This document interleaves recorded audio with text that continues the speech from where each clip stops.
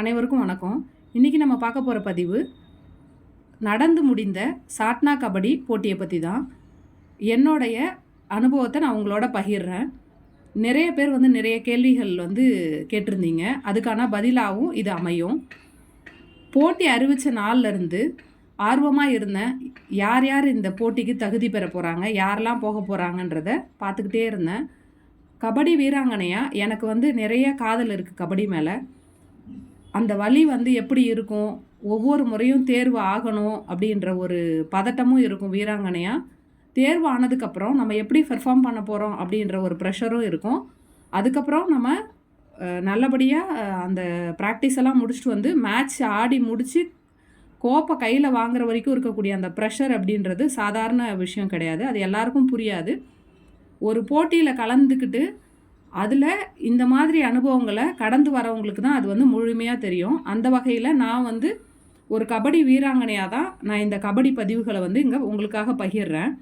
என்னுடைய பதிவுகள் முக்கியமாக உண்மையாக இருக்கும். எந்த ஒரு ஃபேக் நியூஸும் நான் எப்பயும் ஷேர் பண்ண மாட்டேன், பண்ணவும் போகிறதில்ல. உண்மையாக என்ன நடக்குது, அங்கே என்ன மாதிரியான விஷயங்கள் எனக்கு தெரியுது, எதை நான் கடந்து வரேன் அப்படின்றதெல்லாம் கண்டிப்பாக என்னோடய பதிவு இங்கே என்னோடய சேனலில் இருக்கும். நீங்கள் அந்த மாதிரியான வீடியோ பார்க்கணும் அப்படின்னு விருப்பப்படுறீங்கன்னா கண்டிப்பாக நீங்கள் தொடர்ந்து சேனலை ஃபாலோ பண்ணலாம். நிறைய பேர் லைவ் போடும்போதே சண்டைலாம் போட்டுக்க ஆரம்பிச்சிட்டாங்க. அது பார்க்குறதுக்கு நல்லா இல்லை. வீராங்கனைகள்லாம் ஒற்றுமையாக விளையாடுறாங்க. அவங்களுக்குள்ள அப்படி ஒரு ஒற்றுமை இருக்குது. எல்லாருமே ரொம்ப ஹாப்பியாக இருக்காங்க. நான் வீடியோ கூட போட்டிருந்தேன், நீங்கள் பார்த்துருப்பீங்க. அந்த பஸ்ஸில் எல்லா குழந்தைங்களும் தம்ஸ் அப் காமிப்பாங்க. அவ்வளோ நேரம் பேசி மோட்டிவேட் பண்ணி அவங்கள ஊக்குவிச்சதுக்கப்புறம் தான் அவங்க ஓரளவுக்கு ரிலாக்ஸ் ஆனாங்க. நீங்கள் அந்த அனுபவத்தை நேரில் பார்க்குறப்ப தான் என்ன மாதிரியான ப்ரெஷர் அவங்களுக்கு இருக்குது அந்த இடத்துல அப்படின்றது தெரிய வரும். இது 4 நாள் போட்டி. நான் சொன்னேன் இல்லைங்களா, அந்த தேதி அறிவித்ததுலேருந்து எனக்கு ரொம்ப ஆர்வமாக இருந்தது. அங்கே போகணும், அந்த கபடி மேட்சை பார்க்கணும், அங்கே உள்ள பதிவுகளை மக்களுக்கு பகிரணும். இப்போ நீங்கள் நிறைய பேர் பார்த்தீங்கன்னா துபாய், சிங்கப்பூர், அமெரிக்கா, அது மாதிரி வெளிநாடுகள்லேருந்தும் நிறைய தமிழர்கள் நம்ம பேஜை ஃபாலோ பண்ணுறாங்க. அவங்க முக்கியமாக நம்மளோட வீடியோஸ் எதிர்பார்க்குறாங்க. அதுவும் ஒரு காரணம் கூட. அதுக்கப்புறம் பார்த்தீங்கன்னா, இப்போ கபடி வீராங்கனையாக நான் இருந்தேன்னு சொன்னேன் இல்லைங்களா, கல்யாணம், குழந்தைங்க, அதுக்கப்புறம் நமக்கு அந்த கபடியிலேருந்து கொஞ்சம் தொலைவில் இருந்தேன். ஒரு 3-4 வருஷமாக பார்த்தீங்கன்னா கபடி திரும்ப ஃபாலோ பண்ண ஆரம்பித்தேன். முக்கியமாக பெண்கள் கபடி பார்த்துக்கிட்டு இருப்பேன். தமிழ்நாட்டில் யார் இப்போ விளையாண்டுக்கிட்டு இருக்காங்க, என்ன மாதிரியான போட்டிகள் நடக்குது, இது மாதிரி விஷயங்கள்லாம் தெரிஞ்சுக்க விரும்புவேன். நம்ம கபடி கார்த்திகா பஹ்ரைன் செலக்ட் ஆகி போயிருந்தப்ப ரொம்ப பெருமையாக இருந்தது. நம்மளோட தமிழக வீராங்கனை இன்டர்நேஷ்னல் மேட்ச்சுக்கு முதல் முறையாக போகிறாங்க அப்படின்றதே நமக்கு ரொம்ப பெருமையாக இருந்தது. அதனால் அவங்களோட பதிவு என்னோட சேனலில் தான் ஃபஸ்ட்டு நான் பதிவு பண்ணியிருக்கேன். நீங்கள் பார்த்துருப்பீங்க. லைவும் இன்னமும் நம்ம சேனலில் இருக்குது. பஹ்ரைன் லைவும் போட்டோம். அதுக்கப்புறம் ஃபஸ்ட்டு வீடியோ அந்த பாப்பா பேசுவாங்க இல்லைங்களா, இந்த மாதிரி நான் கண்ணகி நகர் கார்த்திகா பேசுகிறேன், நான் இந்த மேட்ச்சுக்கு இங்கே வந்தது எனக்கு ரொம்ப சந்தோஷம், இந்த மெடலை வாங்கியிருக்கேன் அப்படின்ற அந்த பதிவு நம்மளோட பேஜில் தான் நான் அப்லோட் பண்ணேன். அதை தான் நிறைய பேர் ரீஷேர் பண்ணி பண்ணி பண்ணி பண்ணி நிறைய எல்லா வலைதளங்கள்லையும் பகிர்ந்தாங்க. அதுக்கப்புறம் இன்ஸ்டாகிராம் எல்லா பக்கத்துலேயும் அந்த வீடியோவை எடுத்து போட்டாங்க. வீடியோ போடுறாங்க. சில பேர் என்ன பண்ணுறாங்கன்னா, இப்போ நம்ம லோகோ இருக்குன்னா அந்த லோகோவை மறைச்சிட்டு அவங்க லோகோவை போட்டும் போடுறவங்க இருக்காங்க. நாங்கள் அது ஒரு சில நேரம் நான் கண்டிக்கிறேன். அது மாதிரி பண்ணாதீங்க. இப்போ ஒரு உரிமையாளராக ஒரு வீடியோவை க்ரியேட் பண்ணுறவங்களா அந்த இடத்துலேருந்து பார்த்தீங்கன்னா உங்களுக்கு அது எந்த வகையில் சரி தவறு அப்படின்றது புரியும். அதுக்கப்புறம் பார்த்தீங்கன்னா 2வது அந்த மேட்ச்க்கு அப்புறம் நம்ம சப் ஜூனியர் மேட்ச் காவ்யா கேப்டனாக வந்திருந்தாங்க. அந்த மேட்ச் நேராக போய் பார்த்து அங்கே பதிவு பண்ணக்கூடிய வாய்ப்பு கிடச்சிது. இந்த மேட்ச்சில் தான் ஃபஸ்ட் டைம் நான் நம்ம தமிழக வீராங்கனைகளை ரொம்ப வருஷம் கழித்து நேரில் போய் பார்த்து அவங்க கூட இருந்து அந்த வீடியோக்கள்லாம் பதிவு பண்ணி அதுக்கப்புறம் அவங்களோட அனுபவங்கள்லாம் எடுத்துகிட்டு நம்மளோட பக்கத்தில் அதையும் பகிர்ந்துருக்கேன். நம்ம பக்கத்தில் நிறைய பேர் வீடியோ எடுக்கிறதுக்காக தான் வராங்க. இங்கேருந்து வீடியோ எடுத்துகிட்டு போய் அவங்க பேஜில் அவங்க நேமில் போட்டுக்கிறதுக்காக நிறைய பேர் வராங்க. நம்ம பேஜில் அந்த வீடியோஸ்லாம் இன்னமும் இருக்கும். ஒவ்வொரு குழந்தையும் நான் கவர் பண்ணியிருப்பேன். இப்போ டீமில் 14 பேர் இருக்காங்கன்னா அந்த 14 பேரையும் கவர் பண்ண வேண்டியது தான் என்னோடய வேலை. கபடி வீராங்கனையாக நான் என்ன பண்ணிகிட்டு இருக்கேன்னா, ஒவ்வொருத்தரோட திறமையும் வெளியில் வரணும், ஒவ்வொருத்தரும் முன்னேறி செல்லணும், எல்லாருக்குமே வந்து குடும்பம், வாழ்க்கை, போராட்டம் அது மாதிரி இருக்குது. அந்த வகையில் பார்த்திங்கன்னா, அந்த சப் ஜூனியர் மேட்ச்சில் நேராக போய் அங்கே அந்த ஹரியானாவில் நடந்தப்போ அந்த மேட்சோட பதிவுகள்லாம் வந்து எடுத்து ஒவ்வொருத்தரோட சிறந்த ஆட்டத்தையும் நான் வந்து வீடியோவாக பதிவு பண்ணியிருக்கேன். அது மாதிரி தான் இப்போ சாட்னாவில் கபடி நடக்குது அப்படின்னு தெரிஞ்ச உடனே டெல்லியிலேருந்து நான் போகணும்னு முடிவு பண்ணது. என்னோடய குழந்தைங்க எக்ஸாம் காரணமாக என்னால் 19ஆம் தேதி, அதாவது போட்டி தொடங்குற அன்னைக்கே போக முடியல. 20ஆம் தேதி தான் குழந்தைங்களுக்கு வந்து இங்கே முழாண்டு பரீட்சை முடிஞ்சுது. அதனால் 20ஆம் தேதி வந்து பார்த்திங்கன்னா நைட்டு நாங்கள் ட்ரெயின் புக் பண்ணி சாட்னா வந்து 21ஆம் தேதி காலையில் போயிட்டோம். போனதுக்கப்புறம் பார்த்திங்கன்னா காலையிலே நம்ம அங்கேருந்து போகிறோம் அப்படின்னா, இப்போ நீங்கள் போட்டி கபடி நடக்குது அப்படின்னா, நீங்கள் மதுரை அப்படின்னு போட்டிருக்காங்கன்னா மதுரையில் நடக்காது. மதுரையிலேருந்து அது இன்னொரு 30 கிலோமீட்ரு இல்லை 40 கிலோமீட்ரு எங்கேயாவது ஒரு கிராமத்தில் இருக்கும். ஆனால் அந்த மதுரையை சுற்றி இருக்கக்கூடிய கிராமம் அப்படின்றதால மதுரைன்னு மட்டும் போட்டுருவாங்க. அது மாதிரி தான் இங்கே சாட்னா அப்படின்னு போட்டாங்கன்னா, அந்த சாட்னா ரயில்வே ஸ்டேஷனில் இறங்கி நம்ம தங்குறதுக்கு ஒரு இடத்துல போகணும். அங்கேருந்து நமக்கு கிட்டத்தட்ட ஒரு 25 கிலோமீட்டர் தொலைவில் சிமெண்ட் ஃபேக்ட்ரியோட லேண்ட் அது. அவங்க வச்சுருக்க ஒரு ஸ்டேடியம் அது. அந்த ஸ்டேடியத்தில் தான் இப்போ நம்ம இந்த ஃபெடரேஷன் கோப்பை வந்து நடத்துனாங்க. அங்கே பார்த்தீங்கன்னா எனக்கு என்னவோ நான் குழந்தை பருவத்தில் கூட நான் இது மாதிரியெல்லாம் பார்த்ததில்ல. அங்கே மண்ணாலான வீடு, கல்லாலான வீடு, அதுக்கப்புறம் ஓட்டு வீடு அது மாதிரிலாம் இருக்குது. ஆனால் அது சாட்னா அப்படின்றது வந்து ஒரு மாவட்டம் தான். மாவட்டம்னா டிஸ்ட்ரிக் உங்களுக்கு தெரியும் இல்லையா, அது ஒரு சிட்டி தான். ஆனால் சிட்டின்னு அவங்க சொல்கிறாங்க. அது நமக்கு பார்க்குறப்ப இன்னும் கிராமம் கூட நம்ம ஊரில் ரொம்ப முன்னேறி இருக்குது அப்படின்னே சொல்லலாம். அந்த அளவுக்கு இருக்குது. ஆனால் ரொம்ப இயற்கையாக இருக்குது. ஒரு மாதிரி எப்படி சொல்கிறது, அமைதியாக இருக்குது. வீடுகள் நிறைய கிடையாது. இருக்கிற வீடுகளும் வந்து நான் சொன்ன மாதிரியா கல் வீடு, மண் வீடு, கொஞ்சமாக மாடி வீடு அது மாதிரிலாம் இருக்குது. அந்த மாதிரியான ஒரு சூழ்நிலையில் அவங்க போய் தங்க வைக்கிற இடம் வந்து குழந்தைங்கள்லாம் வந்து சேஃபாக தான் இருப்பாங்க. அதுக்கு தேவையான பாதுகாப்பான இடத்துல தான் வந்து அவங்கள எல்லாமே இப்போ இந்தியாவிலேருந்து வர அத்தனை போட்டி வீரர்களையும் இந்த முறை வந்து ஆண்கள் பெண்கள் 2 அணியுமே வந்திருந்தாங்க. அவங்களுக்கு தேவையான தங்குற வசதி, சாப்பாடு எல்லாமே நல்லா பண்ணி கொடுப்பாங்க. அவங்க ஒரு இடத்துலேருந்து இன்னொரு இடத்துக்கு ட்ராவல் பண்ணுறதுக்கு அவங்க தங்குற இடம் ஒன்றா இருக்கும், அங்கே மேட்ச் நடக்கிற இடம் ஒன்றா இருக்கும். அது மாதிரி எல்லா தேவைகளும் அவங்களுக்கு என்னவோ அதை வந்து நல்லா சேஃபாக தான் பண்ணிக்கிட்டு இருக்காங்க. நாங்கள் தங்கியிருந்த இடம் பார்த்திங்கன்னா சாட்னாவோட மெயின்லே அங்கே தங்கிட்டு அங்கேருந்து நம்ம மேட்ச் பார்க்க இன்னும் ஒரு 25 கிலோமீட்டர் வந்து ரொம்ப உள்ளே போகணும். நான் வீடியோவில் கூட போட்டிருப்பேன் அந்த ட்ராவல் பண்ணி உள்ளே போய் அந்த இடம் ரீச் ஆகிறது. அந்த மாதிரி போயிட்டு ரீச் ஆகிட்டு நாங்கள் போகிறப்ப கிட்டத்தட்ட மணி பார்த்திங்கன்னா ஒரு 12 ஆகிடுச்சு. நாங்கள் உள்ளே போகிறப்ப தான் நம்ம அணி வந்து பயிற்சியில் இருந்தாங்க. அது வந்து குட்டியாக ஒரு வீடியோ எடுத்திருப்பேன் அவங்க ப்ராக்டிஸ் பண்ணிக்கிட்டு இருக்கிறது. அப்போ நம்ம ப்ராக்டிஸ் பண்ணிக்கிட்டு இருக்கப்ப நான் முதல் முறையாக இப்போ தான் அந்த வீராங்கனைகள்லாம் பார்க்க போகிறேன்.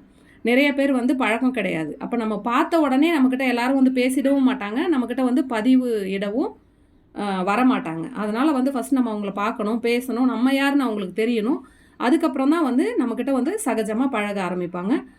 அவங்க வந்து இப்போ மேட்ச் அப்படின்றப்ப தமிழ்நாடை முன்னிறுத்தி வந்திருக்காங்க இல்லையா, தமிழக அணி வீராங்கனைகளாக வந்திருக்கப்ப அவங்களுக்கான பொறுப்பு அப்படின்றது நிறைய இருக்குது. அவங்க பயிற்சியாளர் சொல்கிறத கேட்கணும்.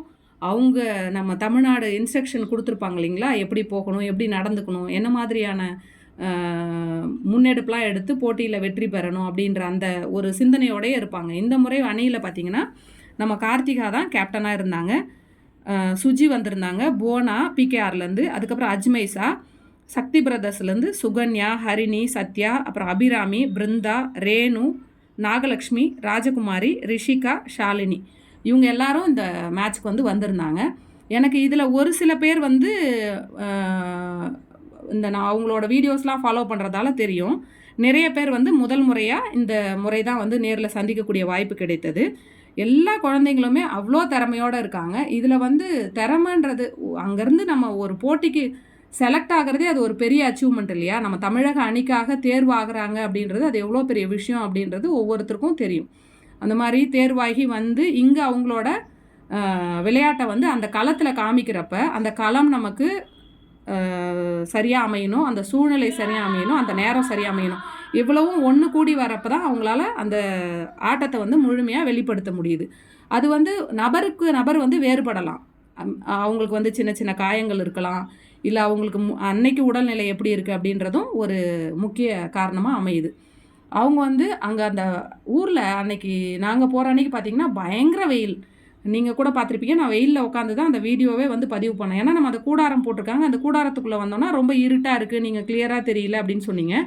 நம்ம வெயிலில் உட்காந்து வீடியோ எடுக்கிறப்ப என்னால் வந்து ஸ்க்ரீனையும் பார்க்க முடியாது. ஸ்க்ரீனில் என்ன போயிட்டுருக்கு அப்படின்றதும். வெயிலில் உட்காந்து நம்ம வீடியோ எடுத்துகிட்டு இருக்கப்போ இன்னொன்று என்ன ஆகுதுன்னா, ஃபோன் ஓவராக ஹீட் ஆகி ஒரு மாதிரி பிளர் ஆக ஆரம்பிச்சிடுது வீடியோ வந்து. அதுவும் ஒரு ரீசனு. அங்கே நம்ம இருந்து பதிவு பண்ணி அடுத்த நாள் வந்து 2 நாளும் அந்த வெயிலில் உட்காந்து பதிவு பண்ணுறப்ப தண்ணி குடித்தாலுமே ஒரு மாதிரி அந்த நீர் சுளுக்கு அப்படின்னு சொல்லுவாங்க. நிறைய பேருக்கு தெரியும்னு நினைக்கிறேன். யூரின் போகிறப்ப நமக்கு ஒரு எரிச்சல், கடுப்பு அது மாதிரி இருக்கும். அந்த மாதிரி வந்து எனக்கு ஏற்பட்டது. இதே நிலை தான் வந்து நிறைய வீராங்கனைகளுக்கு அங்கே இருந்தது. ஏன்னா அவங்க 4 நாள் அந்த வெயிலில் இருந்திருக்காங்க, அந்த ஊரில் இருந்திருக்காங்க. ஒரு இடத்துலேருந்து இன்னொரு இடம் போகணும். அங்கே வந்து உங்களுக்கு கழிப்பறை வசதின்றது நிறைய பேர் பயன்படுத்துகிறப்ப அது பாதுகாப்பாக இருக்கணும்.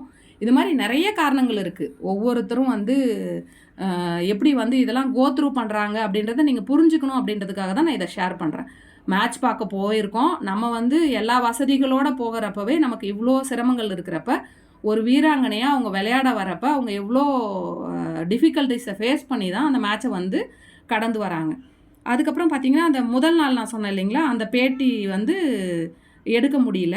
நான் வந்து நிறைய பேர் இந்த முறையும் வந்து எல்லாரையும் பேச வைக்கணும், எல்லாரோட பதிவையும் பதிவிடணும் அப்படின்ற ஒரு எண்ணம் எனக்கு இருந்தது. ஆனால் வந்து என்ன பார்த்தீங்கன்னா, ஃபஸ்ட் நாள் வந்து அவங்க ரொம்ப பரபரப்பாக இருந்தாங்க. ஏன்னா அவங்களுக்கு முக்கியமான ஆட்டம் இல்லையா அந்த அந்த ஆட்டம். அதனால் அவங்க பயிற்சியில் இருந்ததால் தொந்தரவு பண்ணல. அவங்க பயிற்சியை முடிச்சுட்டு வந்து நம்மளோட மேட்ச் வந்து ஸ்டார்ட் ஆகிடுச்சு. ஸ்டார்ட் ஆனதுக்கப்புறம் நல்லா ஆடினாங்க. அந்த மேட்ச் வந்து சூப்பராக ஆடி நம்ம வந்து வின் பண்ணி செமிஃபைனலுக்குள்ளே என்ட்ரு ஆகிட்டோம். மெடலை வந்து கன்ஃபார்ம் பண்ணிட்டாங்க குழந்தைங்க. அது வந்து ரொம்ப சந்தோஷமாக இருந்தது. ஏன்னா ஒரு மேட்ச்சில் வந்து மெடல் இல்லாமல் போகிறது, இல்லை வெற்றி அடையாமல் போகிறது எவ்வளோ பெரிய வலின்றது ஒவ்வொருத்தருக்குமே தெரியும். நம்ம பார்க்குறவங்களுக்கும் டிஸப்பாயின்மெண்ட் ஆகுறீங்க இந்த முறை ஜெயிக்கலை அப்படின்லாம். அதனால் அவங்க ஃபஸ்ட்டு மெடல் வாங்க போகிறாங்க அப்படின்றதே ரொம்ப மகிழ்ச்சியாக இருந்தது. அதுக்கப்புறம் பார்த்திங்கன்னா, அந்த மேட்ச் முடிஞ்ச உடனே பயங்கர வெயில். எல்லோரும் வந்து உணவு இடைவேளைக்காக சாப்பிட கிளம்பிட்டாங்க. சாப்பிட்டுட்டு அதுக்கப்புறம் அவங்க என்ன பண்ணுவாங்கன்னா, கோச் வந்து அவங்க தங்குற இடத்துக்கு கொண்டு போயிடுவாங்க. இப்போ நம்ம வந்து எல்லா நேரமும் இப்போ நம்ம வந்து ஒரு தமிழ்நாட்டிலேருந்து போகிறோம். என்ன மாதிரியான பொசிஷனில் இருந்து போனாலும் நமக்குன்னு ஒரு set of rules and discipline இருக்குது. நம்ம போய் சும்மா அவங்கள தொந்தரவு பண்ணக்கூடாது. வாங்க வீடியோ எடுக்கணும், வாங்க பேசுங்க, போஸ்ட் கொடுங்க அப்படின்லாம் சொல்ல முடியாது. அவங்கள தொந்தரவு பண்ணாமல் அவங்களுக்கு இடைவேளை இருந்தது, நமக்கு அங்கே இருக்க கோச்கிட்ட இருந்து அனுமதி கிடைக்கிது அப்படின்னா மட்டும்தான் நம்மளை வந்து நம்மளால் அவங்கள வந்து ரீச் பண்ண முடியும். முதல் நாள் வந்து அவங்க மேட்ச் முடிஞ்சதுக்கப்புறம் சாப்பிட்டுட்டு அவங்க வந்து தங்குற இடத்துக்கு போயிட்டாங்க. நாங்கள் சாப்பிட்டுட்டு வந்து பார்க்குறப்ப அவங்க கிளம்பிட்டாங்க. அன்றைக்கி வந்து ஒரு 2-3 ஃபோட்டோஸ் தான் எடுக்க முடிஞ்சுது. அதுக்கப்புறம் அவங்க மேட்ச்சுக்கு அடுத்த நாள் தயாராகணும் இல்லையா, ஏன்னா கடுமையான போட்டி. செமிஃபைனல்ஸ் வந்து இந்தியன் ரயில்வேவோட அவங்க விளையாடணும். அதுக்காக அவங்க போய் அவங்க தங்கக்கூடிய இடத்துல ஓய்வு எடுத்துகிட்டு பயிற்சியும் எடுக்கணும். அவங்க வந்து டெக்னிக்ஸ்லாம் வந்து ஷேர் பண்ணுவாங்க. அவங்க கூட வந்திருக்க கோச் வந்து அவங்களுக்கு என்ன மாதிரியான அந்த விளையாட்டை வந்து அணுகணும்னு அவங்களுக்கு அட்வைஸ் வந்து பண்ண ஆரம்பிச்சிருப்பாங்க. அதனால் அடுத்த நாள் தான் அவங்கள திரும்ப நம்ம பார்க்க முடியும். நாங்கள் தங்குற இடத்துக்கு திரும்ப வந்துட்டோம்.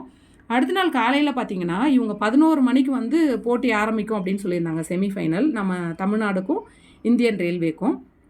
ஆனால் வந்து அவங்க ஸ்டார்ட் பண்ணதே பார்த்திங்கன்னா 12:30 மணிக்கு தான் ஃபஸ்ட்டு மேட்ச்சே ஆரம்பிக்கிறாங்க. 12க்கு மேலே தான், ஆமாம் 12 ஆகிடுச்சு. 12:30க்கு தான் வந்து ஃபஸ்ட்டு செமிஃபைனல் வந்து ஹிமாச்சலுக்கும் ஹரியானாவுக்கும் முடியுது. அந்த வீடியோ கூட நான் பதிவிட்டிருந்தேன். அந்த போட்டி முடிஞ்சதுக்கு அப்புறம் தான் நம்ம தமிழ்நாடையும் இந்தியன் ரயில்வேவும் அது 2வது மேட்ச்சும். இந்த முறை வந்து பொதுவாக ஒரு போட்டிகள் நடக்கிறப்ப சில இடங்களில் வந்து 4 கோர்ட்டு இருக்கும். ஒரு கோர்ட் நம்பர் 1, 2, 3, 4ல் வந்து மேட்சஸ் நடக்கும். இந்த முறை பார்த்திங்கன்னா 2 தான். Mat 1, mat 2. மேட் 1ல் கேர்ள்ஸ்க்கு மேட்ச் நடந்துகிட்டு இருந்தது. மேட் 2ல் பாய்ஸ்க்கு மேட்ச் நடந்துகிட்டு இருந்தது. இந்த பக்கம் பார்த்திங்கன்னா மேட் 1ல் ஃபஸ்ட்டு மேட்ச்சு ஹிமாச்சலுக்கும் ஹரியானாக்கும் மேட்ச் முடிஞ்சதுக்கப்புறம் மணி பார்த்திங்கன்னா நிறைய பேர் கேட்டுகிட்டே இருந்தீங்க லைவில், இன்னும் ஏன் ஆரம்பிக்கல, லைவ் போடுவீங்களா? நான் போடுறேன் அப்படின்ட்டுனா கண்டிப்பாக போடுவேன். இந்த முறை வந்து எனக்கு தெரியாது அங்கே வந்து நிறைய ரெஸ்ட்ரிக்ஷன் இருந்தது வீடியோ போடுறதுக்குன்றது. அது வந்து எப்போ தெரிய வந்தது அப்படின்னா, நம்ம வீடியோ அந்த செமிஃபைனல் மேட்ச் போயிட்டுருக்கப்ப இடையிலே கட் ஆகிடுச்சு பார்த்தீங்களா, அப்போ வந்து நம்ம வீடியோ வந்து ரிமூவ் பண்ணிட்டாங்க. வீடியோஸ்லாம் வந்து டெலீட் ஆகிடுச்சு. அதுக்கப்புறம் நம்மளால் லைவ் போட முடியல. கிட்டத்தட்ட மேட்ச் முடிகிறப்ப தான் வந்து பார்த்திங்கன்னா அந்த லைவ் கட் ஆச்சு. அது வரைக்குமே இந்தியன் ரயில்வேக்கும் தமிழக அணிக்கும் நடந்த அந்த ஆட்டத்தை பார்த்துருப்பீங்க. நேரில் அந்த ஆட்டத்தை பார்க்குறப்ப அவ்வளோ சந்தோஷமாக இருந்தது. அந்த ஆட்டம் ஆரம்பிச்சதுன்னு சொன்னேன் இல்லைங்களா, அந்த ஆரம்பிக்கிறதுக்கு முன்னாடி இன்னும் போட்டி ஆரம்பிக்கலையே நாங்கள் வந்து பார்வையாளர்களாக இங்கே இருந்தோம் களத்தில். இந்த ஹரியானா அதுக்கப்புறம் வந்து ஹிமாச்சலுக்கு நடந்த போட்டியை பார்த்துக்கிட்டு இருந்தோம். இன்னும் நம்ம தமிழக அணி வரலையே, இல்லை இன்னும் அவங்களோட ஆட்டம் ஆரம்பிக்கலையேன்னு சொல்லிட்டு அப்போ தான் இடையில வந்து அவங்கள பார்க்க போயிருந்தேன். பார்க்க போயிருந்தப்போ தான் எல்லாருக்கிட்டையும் பேசிட்டு பதிவுகள் வந்து எடுக்கணும்னு சொல்லிட்டு கேட்டிருந்தேன். நம்ம குழந்தைங்க வந்து தயங்கினாங்க, இல்லை போட்டி முடியட்டும், நல்லபடியாக முடிஞ்சதுக்கப்புறம் வந்து நாங்கள் பேசுகிறோம் அப்படின்னு சொன்னாங்க. இல்லை இருக்கட்டும், நீங்கள் போட்டி நடந்ததுக்கப்புறம் நல்லா தெளிவாக பேசுங்க, இப்போயும் வந்து யாரெல்லாம் வந்து பேச விரும்புகிறீங்களோ வாங்க, வந்து பேசுங்க, உங்களோட பதிவுகளை வந்து நம்ம மக்கள்லாம் பார்ப்பாங்க அப்படின்னு சொல்லிட்டு அது அவசரமாக ஒரு 3-4 பேர் இருக்கும்னு நினைக்கிறேன், அவங்க மட்டும்தான் பேச வைக்க முடிஞ்சுது. அதுக்கப்புறம் மேட்ச் முடிஞ்சு வந்து நிறைய பேசுகிறேன் அப்படின்னு சொல்லியிருந்தாங்க.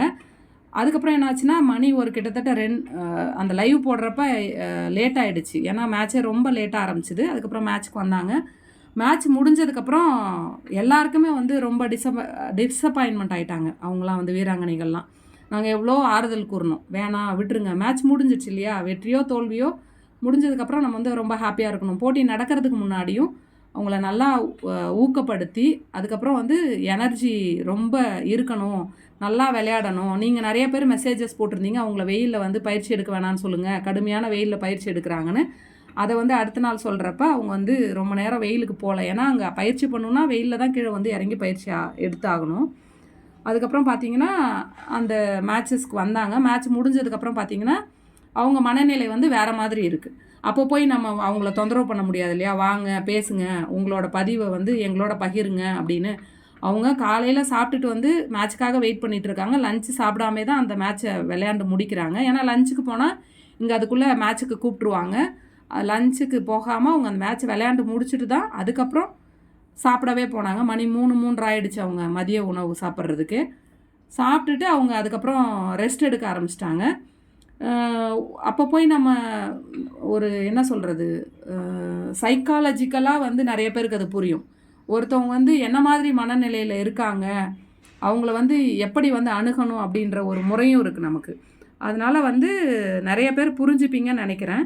இதுதான் வந்து என்னோடைய அனுபவம். அவங்க முதல் ஆட்டமும் சரி, 2ஆம் நாள் ஆட்டமும் சரி, அவங்களால எவ்வளோ முடியுமோ அவங்களோட 1000% கூடன்னு சொல்லலாம், அந்தளவுக்கு வந்து ஒவ்வொருத்தரும் அவங்களோட பெர்ஃபார்மன்ஸை கொடுத்தாங்க. ஒவ்வொருத்தருமே வந்து ரொம்ப நல்லா விளையாண்டாங்க. எல்லாருக்குமே வந்த அந்த 14 வீராங்கனைகளுக்கும் என்னவா இருக்கும் அப்படின்னா, நம்ம தங்கம் வாங்கணும், நம்ம முதல் பரிசு வாங்கணும், நல்லபடியாக நம்ம விளையாண்டுட்டு இங்கேருந்து நம்ம தமிழ்நாட்டுக்கு போகிறப்ப நல்ல பேரோடு போகணும், வெற்றியோடு போகணும் அப்படின்ற ஒரு எண்ணத்தோடு தான் அந்த ஆட்டத்தை வந்து அணுகிறாங்க. நேரில் பார்க்குறப்ப குழந்தைங்களும் அவ்வளோ சந்தோஷமாக இருக்காங்க, எல்லாருமே ஒற்றுமையாக இருக்காங்க, நல்லா பேசுகிறாங்க, நல்லா அவங்களோட அனுபவங்களை வந்து பகிர்ந்துக்கிறாங்க. நம்ம பதிவில் கூட பார்த்துருப்பீங்க, எல்லாருமே வந்து ரொம்ப ஹாப்பியாக தம்ஸ் அப் கொடுத்துருப்பாங்க. அது என்னென்னா, செமிஃபைனல் மேட்ச் நடக்கிறதுக்கு முன்னாடி அவங்கள நம்ம வந்து ஊக்குவிச்சது, நல்லா ஸ்ட்ராங்காக விளையாடணும், நம்பிக்கையாக விளையாடணும், பாசிட்டிவாக விளையாடணும்னு சொல்லிட்டு. ஆனால் வந்து வலைதள பக்கத்தில் வந்து A team, B team, C team, D team, E team, F டீம்னு ஃபைட் பண்ண வந்துடுறீங்க. முக்கியமாக என்னோட பதிவில் வந்து யாருமே வந்து அது மாதிரி பிரிவினையை தூண்ட முயற்சிக்காதீங்க, அது பார்க்குறதுக்கு நல்லாவும் இல்லை. கபடியை உண்மையாக நேசிக்கிறீங்க, உங்களுக்கு கபடி சம்மந்தமாக தகவல்கள் வேணும்னா கண்டிப்பாக என்னோடய பேஜை வந்து ஃபாலோ பண்ணலாம். இன்னொரு முக்கியமான விஷயமும் நான் இந்த முறை பதிவு பண்ணியிருந்தேன், அது எத்தனை பேருக்கு பிடிச்சதுன்னு தெரியல, ஆனால் நிறைய பேர் வந்து அதுக்கு நிறைய ஆதரவு அளிச்சிருந்தீங்க.